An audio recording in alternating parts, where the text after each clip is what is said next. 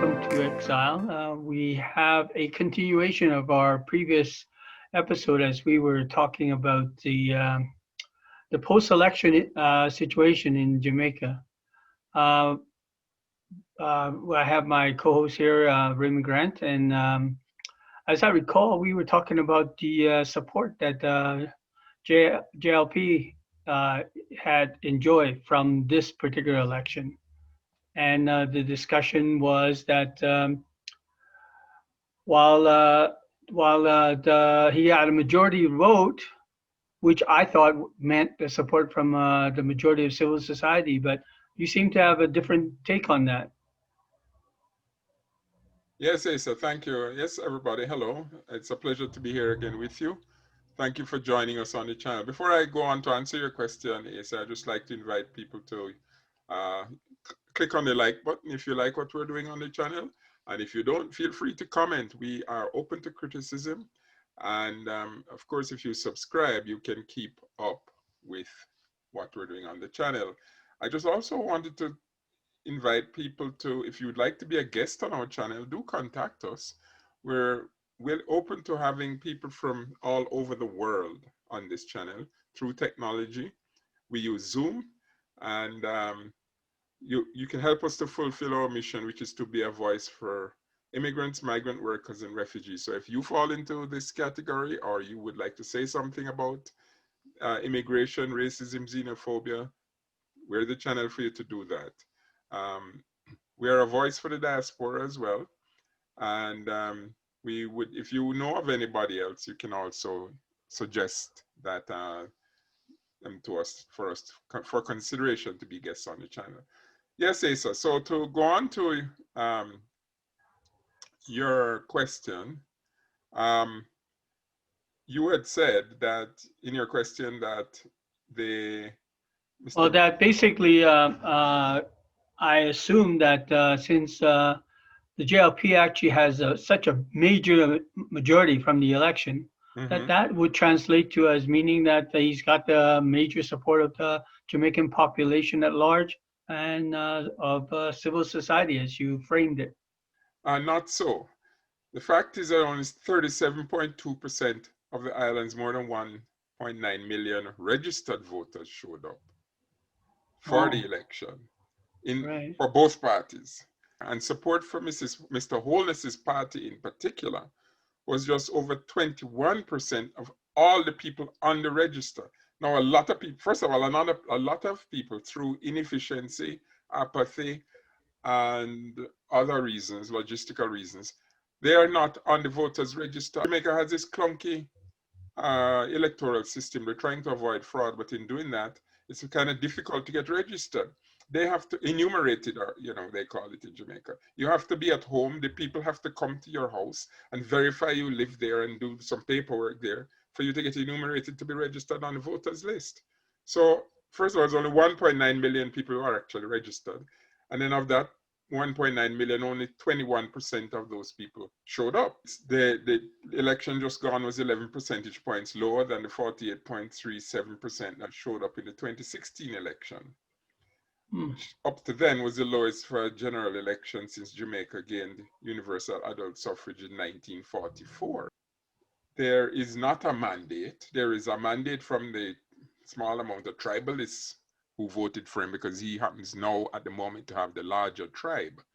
I don't think we have a democracy in Jamaica. I'll tell you why. Why? I define democracy as the consent and support of the majority of the governed given to the governors. And how that is measured and legitimized is through the electoral process. So Jamaica's electoral process, I mentioned the clunkiness and the difficulty to even get registered, does not measure that properly, because if most of the people are not participating in the process, they're not being measured, right? So far from Mr. Holness having a mandate, I think the opposite is the case. That administration, the JLP administration, the JLP government, is actually not a legitimate government. It's an illegitimate government. They are in power. They're legal, but they're not legitimate in the sense that They don't have any credibility with the majority of the people. Most people have turned their back on both parties. So by both parties, if the PNP had won, I would be saying the same thing. So this is not to be partisan here. Anyway, we were talking last time. You were talking about Singapore's example, Lee Kuan Yew, eh? Right. From the electorate, 20% to 21%. That's not even close to being half of the electorate. That's like very far away from that, right? 21%. So yeah, I get what you mean, but you were saying that it's mostly apathy or just Well, yeah. As a matter of fact, I'm hoping it's very difficult to get people in Jamaica because they're afraid to come out and speak out about. I'm hoping to get some people on the channel who either are in the process of emigrating or are stuck in Jamaica, who have not voted and who will, tell me they'll never vote. I know some such people, and they're young, and I'm going to try and get them on the channel. But there is a fear factor in Jamaica. right. Politics. But I mean, if they wanted to speak out, we could still interview them without revealing their identity, right? Yeah, but even the picture, we So would. I mean, that's just an assurance for those if anybody's watching and is wanting to be interviewed as one of the disinfected or disenfranchised or feel that they're already so skeptical of the system that they're not participating that they feel free to reach out to us and we'll arrange it so that we can interview them without them revealing their identity. If Yeah, that's the case. Yeah, we're willing to use pseudonyms. We're willing to switch off the camera even, and you just have audio while you talk to us. Right. You Sure. see, yeah, because in Jamaica, it's not like here in Canada where, you can support any party you want. There's no repercussions, right, for doing that. Right, right. Whereas in Yes. Jamaica, if you come out and speak anything about any party, there are serious repercussions, including you could lose your life. So, and Right. as some have in the past, And that, or you could certainly yeah, be injured and attacked and victimized in certain ways. right. So, yeah, so we throw that out to people. If that's what it takes to get your voice Yeah. out, we'll do it. Yeah, please contact us. Yeah. Yeah. Okay. Yeah. Go ahead. I'm sorry I interrupted. No, Go ahead. it's a very good point you raise. Very good point. Yeah. Because, the Jamaican Because we don't want the viewers to think that it's just our conjecture. Exactly. If in fact, like for instance, our last interview with Dane Anderson reveals some very interesting aspects of the government and how it works. Just because he was there, and that legitimizes it. He Right. was a part of the system, a flawed system, but he was part, and he verified some of the things we've been saying on this channel. Yeah. The support that the government has, now that we kind of dispel the myth that this is actual major majority, and Prime Minister Holness has the support of the vast majority of Jamaican. In fact, he doesn't. He has about 21% of the support of the electorate, and even less than that of the entire population. Exactly. And then going forward, then how do you resolve this idea of some kind of political will to move on some of the changes we have been talking about? Very, very, very good question. You see, so we're starting from a situation where he has a house, vast majority of the reps in the house, but he doesn't have the societal mandate that they talk about, that Singapore's leader Lee Kuan Yew had. Lee Kuan Yew was an Oxford-educated, enlightened autocrat who suffered no nonsense about democracy, and furthermore believed in the efficiency and the efficacy of things like publicly caning even minor breakers of the law. So he surrounded himself with experts and technocrats, and he just simply imposed them on the population. Mr. Holness can do that. Instead, I don't think he's going to do that, though, on his own. He has surrounded himself in his new administration with the same old corrupt people from the past administration. So, no better herring, they say no better barrel in Jamaica. That's a saying, which means we're back to the status quo. So obviously, Mr. Holness, despite his protestations to the contrary, it is leading the same corrupt administration. And they intend to just go back to the trough. And now there are fewer voices in the House of Representatives as for opposition. They're going to go to town. You think corruption was bad before? So unless... So you're imagining that the previous situation where officials have been caught in various situations that show very obvious corruption, that's going to increase? I think so, yes. Sadly. If you know, and this is at a time when if you have foxes raiding a hen house and they have the key to, you have 6 hen houses, or whatever, and you give them the key to one and they've been raiding one, and then they give them the key to 5 out of the 6. They're just going to go into all the other 5 and 6 too. So yeah. But this is at a time when we point out in our first video that, you know, the money, the income is dropping, and the reserves are dropping, and there is only fewer and fewer hens, if you will, in the hen house for, to feed the population, and yet you foresee that the rate of corruption will probably go up, and then what's going to happen to the population at large? He has not. He could have gone for a fresh, clean slate. He has enough people. God knows, he's had this massive amount of people get elected. He has enough people to choose from, but instead he went back to the same old. And I am disappointed that the civil society, in particular the private sector, for example. Yes. So, but I mean, when I recall the previous episode where you talked about clientelism, exactly. whereby the elected officials act on behalf of their supporters. When you talk about some of these business associations and so on, they're probably dominated by the big boys, right? Yeah.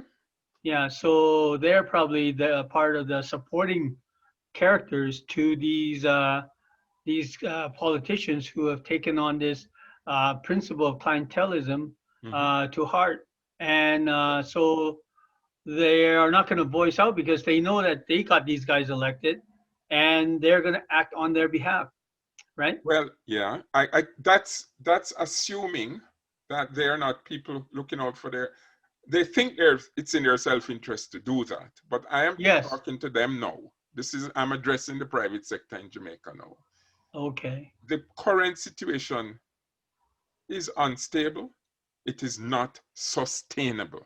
It is in self-interest of the private sector itself to wheel and come again. Ideally, they should have sat down with Holness right after the election or prior to the election, really, ideally, and said, when you win, these people got to go.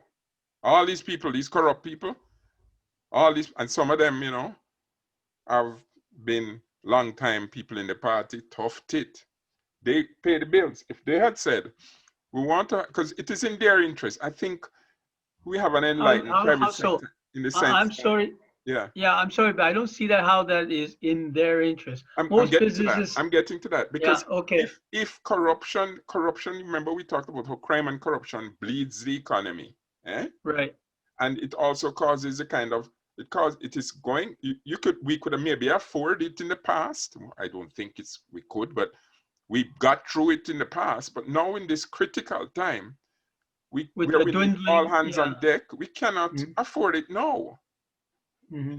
So I don't think I think they have to wheel and come again. The private sector have to come with a new way, and they should sit down with Holness. It's late now because these people have been appointed to cabinet already, but they can be removed at the whim and fancy of Mr. Holness. So I'm appealing to the private sector to stop this patting on the back of Mr. Holness and to sit down with Mr. Holness and say, look, wrong turn here. These people got to go. You have a whole pool of people you can choose from now. choose some people, some new people. Then follow Lee Kuan Yew's example. And if civil society gets on board, right now, if you try and pay politicians properly in Jamaica, there'll be outrage because them is a bunch of thieves up there now. But if my host, Mr. Holness, gets rid of the people full of scandals and dubious clouds hanging over their heads and say, look, I've come with a clean slate, but these people, we're going to have to make them have something to lose. And if the private sector backs him on this and say, we're going to have to follow Lee Kuan Yew's example, pay these people well. And at the same time, do what Mr. Lee Kuan Yew did in Singapore also, bring in strong oversight to them. They will not only lose a nice, cushy, well-paid cabinet position, they will also go to jail and prison if they do things.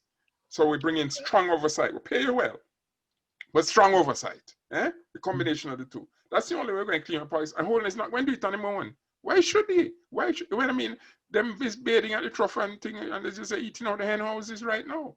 But unless civil society goes in and I say especially the people who fund them, the private sector, you know, and if everybody comes together in civil society and they, just like they did for the consensus on electoral reform to clean up our elections, they still need work in that area, but it's been... Yeah, it did not happen, right?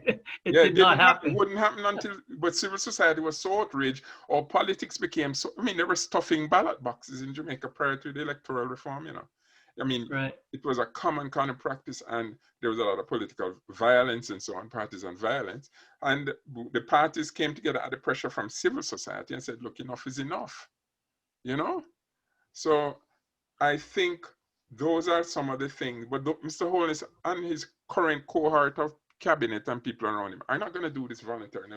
They're going to chat up there. They're con men, so they will come to you like smiling con men and used car salesmen, you know, grinning and yes, we're going to clean up corruption. That is a bunch of crap. He has mentioned that, he has indicated that I think in the past he has also indicated crime is an issue, because he claimed the last term he was going to make it so people would sleep with the doors open, which never happened. Exactly. Right, and now this round he had actually given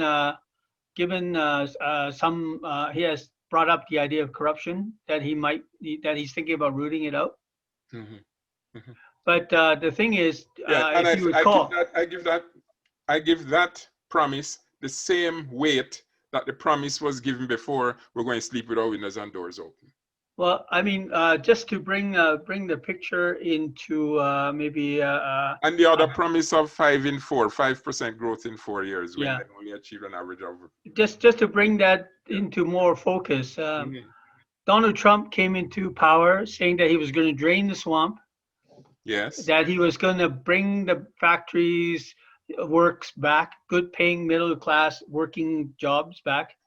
He did neither.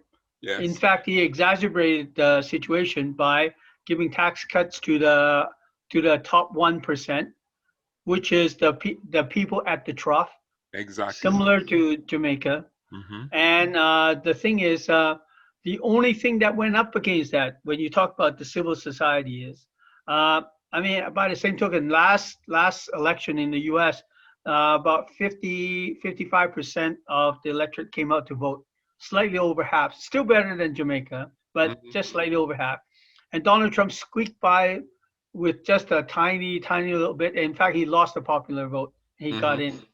Yeah. So he didn't really have the support. So in 2018, there was mounting outrage because majority of, at least in the U.S., majority of the people that was advising him and were in his cabinet, they either got shamed out of office or by their constituency and so on, or they got voted out, or they got prosecuted.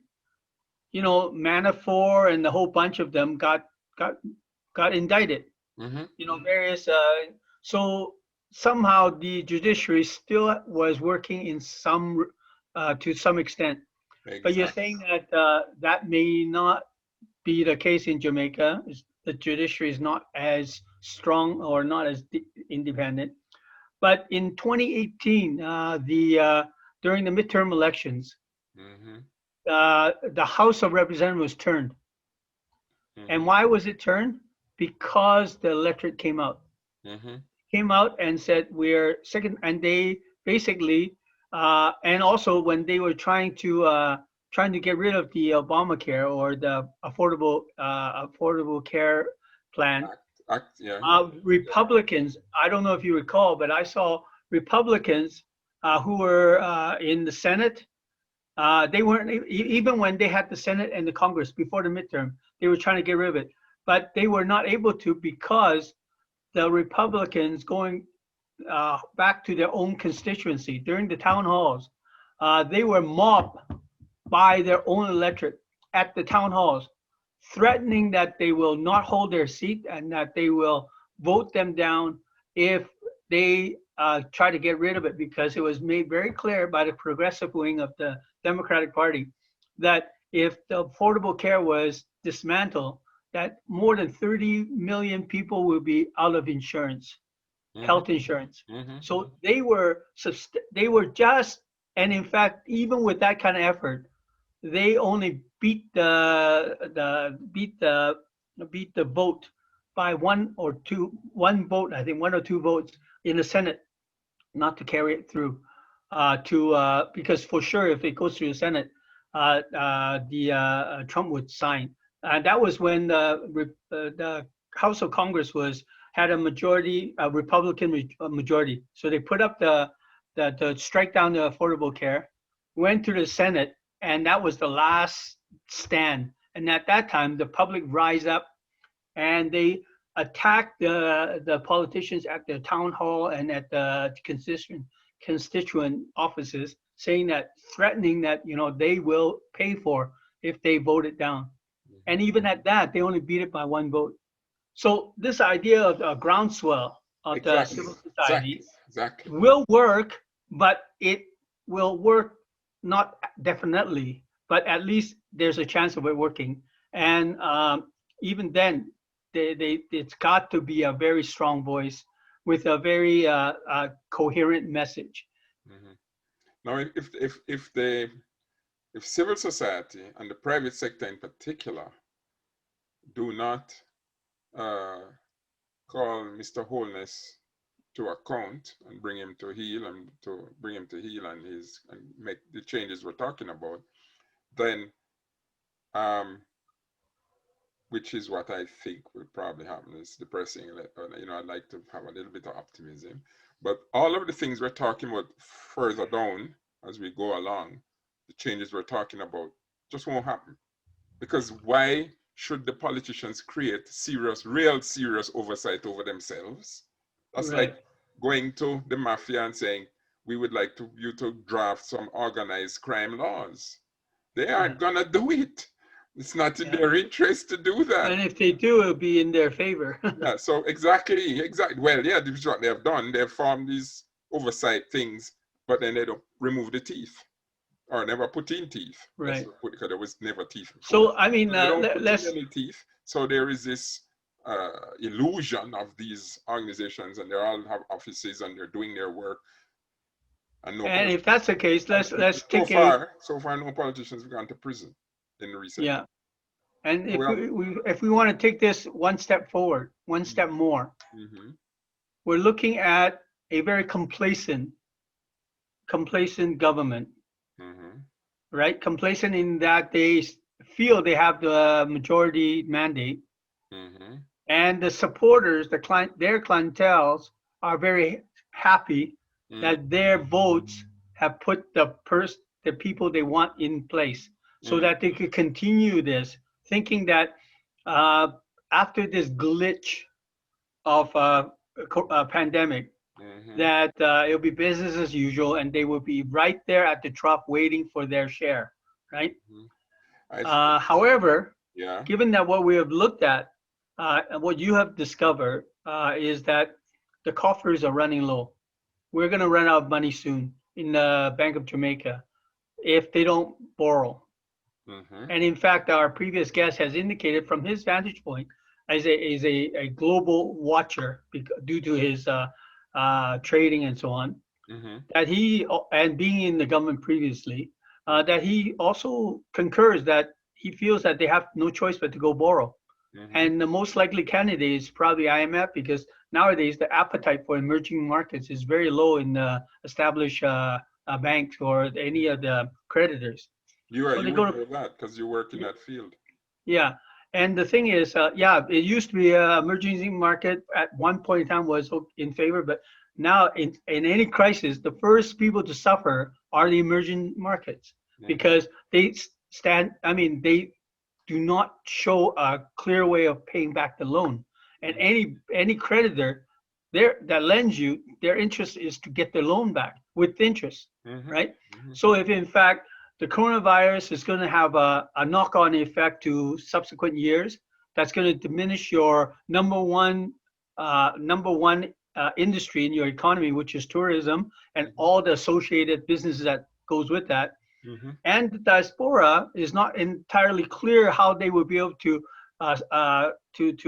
fill in the void, because they themselves in their respective countries are not certain of how they will fare afterwards, because there could be a recession. You talk about the U shape, I heard an L shape. If it gets bad enough, if systems start to crack and break down in the Western economies, Israel has gone into complete lockdown today. So therefore, lockdown. They're going to revisit it in 2 weeks. So, and that's only the first of the second wave to come. The first. Right. School just started, and there has been flare-ups all over North America. And you had mentioned that Israel started a month ago, and they had to lock back down, temporary, if not longer, right, for the school system. As of today, they locked down. They announced it last week. They locked down today, and they said the lockdown will be for at least 2 weeks. And given that time, close to the end of that time, they will revisit. They'll watch the trend, and if it goes down to an acceptable level, then they will gradually reopen the country. And given the dramatic effect to the global economy of the last lockdown, this second wave will be a second gut punch that may just incapacitate the global economy further, and for economy, a dependent economy like Jamaica, dependent on tourist arrivals, dependent on foreign imports for their necessities like energy and oil and food stuff. That leaves Jamaica in a very precarious situation. And if Prime Minister Holness is complacent, thinking that, okay, well, now that I got the election out of the way, even if I have to borrow, I could maintain status quo, then that's going to mean really, really terrible times ahead, because you have the clientele back at the trough, and Holness seems to feel that he's beholden to these people, right?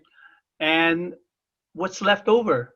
Well, you got hundreds of thousands of people, if not millions of people, unemployed, right? In the greater society, and they talk about a K-shaped recovery now. That's a new letter. Do you know what a K-shape is? No. K-shaped recovery is this, okay, right? Or this, or this, okay.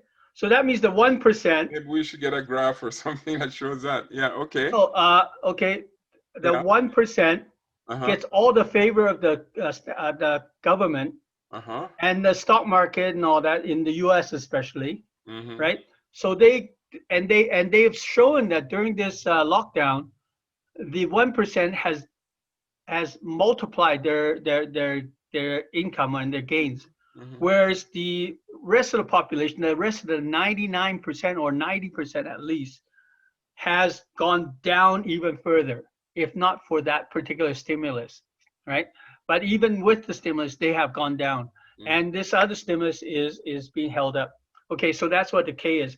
This is the 90% going this way. Here's the 1%. So these are the people with influence in government.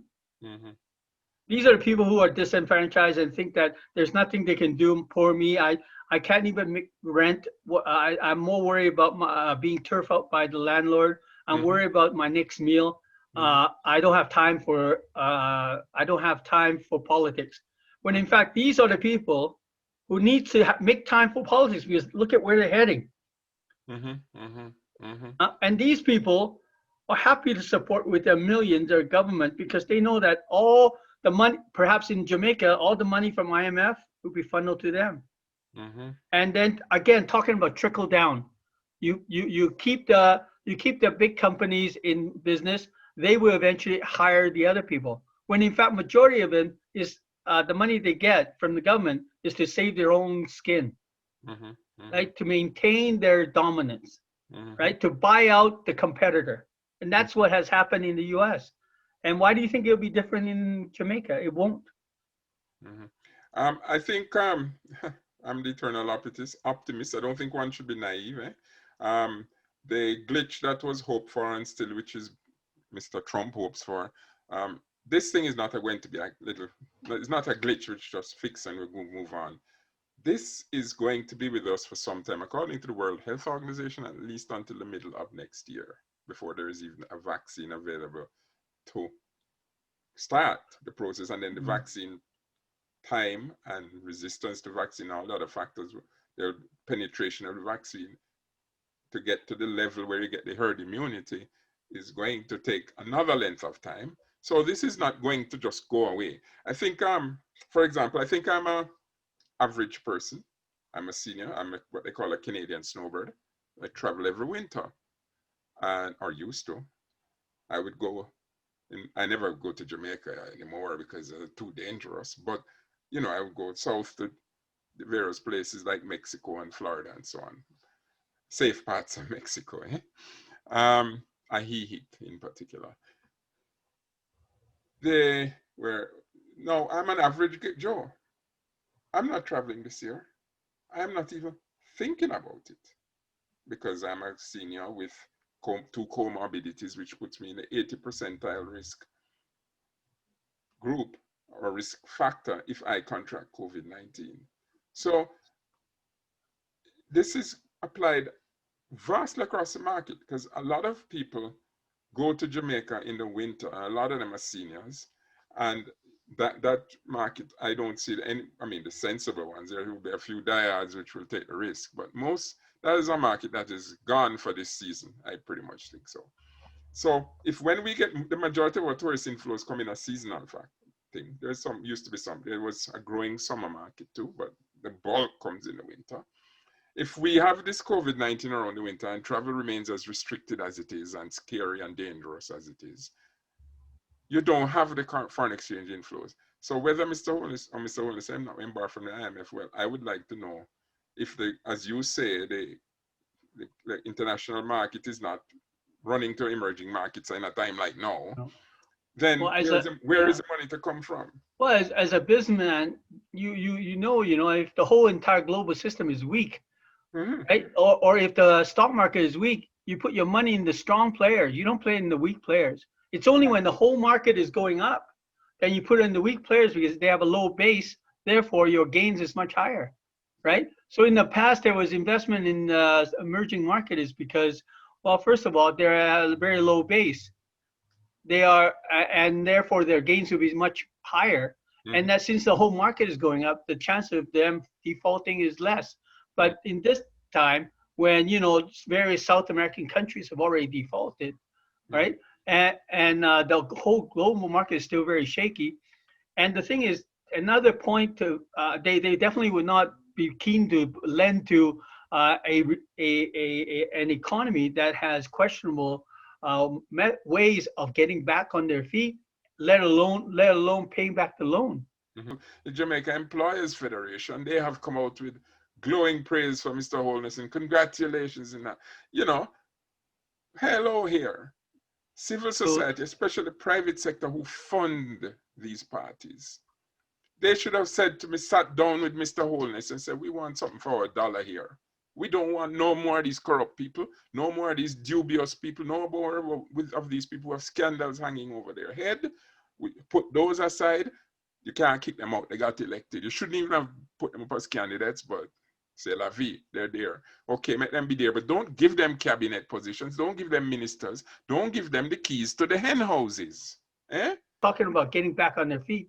The reason people talk about V recovery, is because all systems are go.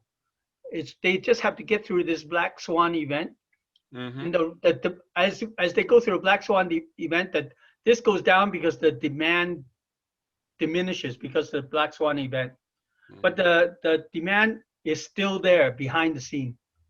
So that once this event is solved, or has they have come to terms with it, then the demand that is penned up, right? It's penned up, right? Because it explodes. That's why it goes up this way. Yeah. D, right? However, in this case, they're talking about a K is because majority of the small players are squeezed out, but not temporarily, permanently. We're talking about permanent unemployment. Permanent closure of businesses, bankruptcies. Permanent closure of business and permanent closure of business sectors. Whole entire sectors are decimated, right? So if that's the case, when the economy, when the problem is solved, where's the demand, right? That's why instead of inflation, despite all this printing of money, people are talking about the fear of deflation.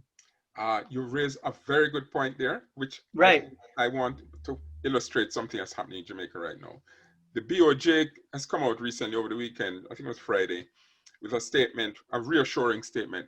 There's no need to panic. There's no shortage of foreign exchange.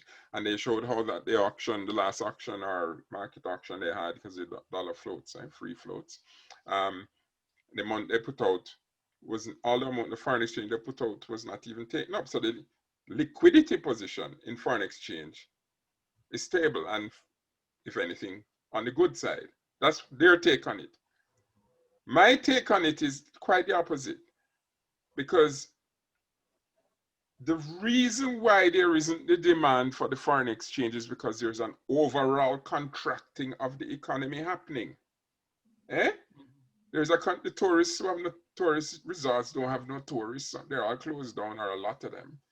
So the inputs, the imported inputs for tourism, using tourism as an example, being the largest local industry, has not got that demand for foreign exchange. Yeah, and if you can look at other industries, the same thing. That's not a good thing. Now the BOJ's only concern may be, well, we have enough foreign exchange. Well, what's the use of, and that means everything is all rosy and there's no need to panic. I said the opposite, panic. And the business people, it means their businesses are closed, or they're only open for small time periods. You know, the curfews have had to be brought back because of the COVID-19 and so on. So what the BOJ statement, although the tone of it is very positive sounding, it is actually alarming. It's actually an alarming statement.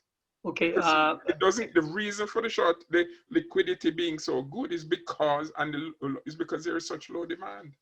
They put out the pool of foreign exchange, and the people who take it up, banks and whatever, they in Jamaica, right? Yeah. And then the rate is set based on that demand, So some people will bid and say, I'm willing to pay X, I'm willing to pay Y, I'm willing to pay Z, and that is all collated and come to an average, and that becomes the exchange rate. You get me? It's an option system. And majority of the people who bid on these, because Jamaica imports almost everything, right? So therefore, it actually is a reflection on the people or the various businesses and people's their demand for foreign goods. Okay, so therefore, that's why it's your contention that if, in fact, there was not such a big demand for this auction, it actually reflects that an economy where there's really no need for like this. The resort doesn't have to stock up to buy Atlantic lobster for the tourists, and all that, right? And the steaks or whatever else. Or we serve local lobsters, but anyway, right. A lot of the inputs are foreign. So so that's not something to crow about. Right. but No, they there took is it. no shortage of foreign exchange, but the reason why there is no shortage of foreign exchange is what is alarming. Is the demand is not there. Exactly. Yeah, so So that the goes tone towards of the the same. BOJ, they meant to be reassuring, Yeah, but it's actually scary as hell. and pointing out back as a point to towards this is that back to our first episode when you examined the announcement from BOJ themselves Hmm. that they based on their account of how much they have in terms of foreign exchange, Hmm. they can only last till October if they're, if the spending or if the requirement for foreign exchange as per usual, and if the demand is diminished a bit, maybe slightly beyond October, but there is no money there. Yeah, There's yeah. no money there, and even with this diminished demand, it may buy them for another couple of weeks or whatnot, but there's still no money there, and there's no money coming in apparent because all the industries are down, all the foreign remittances are not able to fill that void. So the money coming in will not be sufficient to allow them to last too much beyond October. Yeah, well, to be fair to the BOJ, to give credit where credit is due, they did say, okay, so their liquidity is fine. There's no need to panic, and yeah, because they want to keep the exchange rate stable, and because they don't want people to start hoarding, right? Right. So, um, they did say though that in a small part of their statement that if this should continue, there could be cause for concern. So they don't rule that out. Well, we know from all the parameters, all the indications is that the situation is going to be continuing. I mean, there have been massive layoffs in the airline All industry. the airline industry, Yeah, which means travel, right? exactly, Because exactly, because because Thanksgiving and Christmas is the greatest travel season. exactly. And And what? ahead of that, instead of bumping up staff, they're immediately cutting back. So therefore, that we're not envisioning anything returning to normal anytime soon. And from now to Christmas is another 4 months, right? 3.5 months. Mhm. So in the next 3.5 months, we're all bracing for, this bad time to come. And so, let Jamaicans, don't be fooled by all this placating and all this, Mhm. Mhm. uh, you know, uh, window dressing or these, like even the Bank of Jamaica, their announcement, they frontline it with, oh, the foreign reserves are not taken. We got plenty of foreign reserves. And in the back and then in the back they say, well, if things continue, it might be bad. I mean, that's a typical spin that governments put on the bad news. Mhm. They put it in the background so that they have a chance to say, well, I said if it goes on, but all indications are it's going to go on at least for the next 3.5 months. And And we're looking at, no travel probably up until next spring. Even if a vaccine is taken up, it is found. mhm. So that is going to be, if the last 6 months you feel is bad, the next 6 months is going to be worse because the governments have already done their first attempt to attack this crisis. The Mhm. second attempt, I mean, it's not that there's no will, but there's no more strength. The feds have in the U.S. have signed, 3-4 trillion dollars Mhm. of stimulus and things like that, and other support methods. And they themselves, one of the reasons why they are balking at the second stimulus is because they really feel that they're caught behind the eight ball. Because if they sign another 3 to 4 trillion for the next 2 decades, they'll be paying the national debt on this. Mhm. And any country that was stuck paying for the national debt like that is gonna wave goodbye to any meaningful growth. There's no coincidence that Japan, after the 1980s, uh, their debt crisis, where they just over leverage on what their success was in the previous decade, and had a crash due to those risks that they had taken or the overextension of their debt. their debt to GDP is like close to 200% at point, you know, and they suffered from the 80s, late 80s to 90s to present day with very low growth, while the rest of the countries with low debt have been able to have been able to grow accordingly. Because when the government is saddled with a huge debt, they cannot they cannot afford expenditure on infrastructure, very critical to growth. They can't afford to do all these other government programs to support, the economy and its people, and that, and if anything, they have to still spend some of that. So therefore, there's even less available for any innovations if should it come along. Right now people feel that, oh yeah, well, we'll just borrow and that's it. But if you borrow, that's fine, but if you need to, but if you don't spend it wisely, that debt is just going to accumulate. Exactly. That is where what we're talking about comes in. If these guys are allowed to go out and borrow, him say, I'm not going to the IMF, well, they must have some other source of money that we don't know about. They're going to go. I don't know, but borrow it is, eh? I mean, when you go, he's gonna have to borrow the way through the crisis because the tourism next season it looks done. I mean, people have to plan, eh? Like now is middle September, right? You planning for the season for December from now? I mean, what are the first things you look after? Your shelter, your food, Exactly. right? Exactly. And your medical and your basics, needs, right? And long after that comes vacation travel, Exactly. So if that be the case, Jamaica have to wait in line. Yeah. So how long do they have to wait? We don't know, but it looks very long. And so the Aurora Borealis, as you see behind me, is a beautiful sight. But if your business is closed, if you're broke and unemployed, you're not gonna go to the Northwest. And if the border, it can wait. It can wait. Yeah. It's not even that you would like, even if you'd like to go, you can't go. This is the first time in history that I know of that, I think I'm pretty certain to say it's the first time in history that a part of Canada has closed itself off to the rest of Canada. Unless you were a resident there, you can't go. So that's just an example of their tourism has been completely destroyed, completely wiped down. I mean, there'll be some new players maybe one day in the future coming back, but as of now, devastation. People bankrupt right, left, center. And then there's been a domino effect because the people who service those industries now are going bankrupt and supply those industries. We're running out of time, Asa, so I think we'll have to wind up here. Yeah. And we'll continue the program with another session because I think we're on a roll here. So thank you for joining us today, folks. And we invite you to click the like button if you like what we're saying. If you don't, do comment. Let's hear we are open to suggestion.